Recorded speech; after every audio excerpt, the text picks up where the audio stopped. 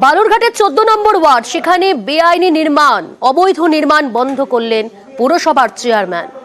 তার উদ্যোগেই, তার তৎপরতায় বন্ধ হলো অবৈধ নির্মাণ। খবর পেয়েই বেআইনি নির্মাণ বন্ধ করলেন পুরসভার চেয়ারম্যান। বেআইনি নির্মাণ বন্ধ করে নিকাশি চালু করতেই নির্দেশ চেয়ারম্যানের। আপনি কি প্ল্যান না করেই বাড়ি করছিলেন?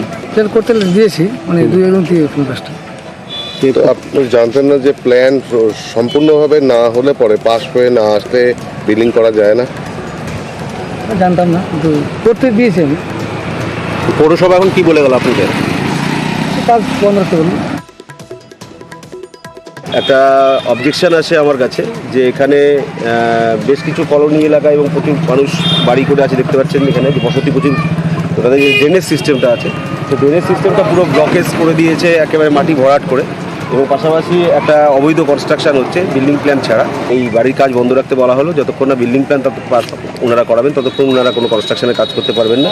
এবং পাশাপাশি ড্রেনেজ সিস্টেমটা যাতে পুরো ক্লিয়ার থাকে, তার জন্য যা যা প্রয়োজনীয় ব্যবস্থা গ্রহণ করা পুরসভাগতভাবে, কালকে থেকে আমাদের টিম কাজে লেগে যাবে, এই ড্রেনেজ সিস্টেমটাকে আমরা পুরো ক্লিয়ার করে দেবো।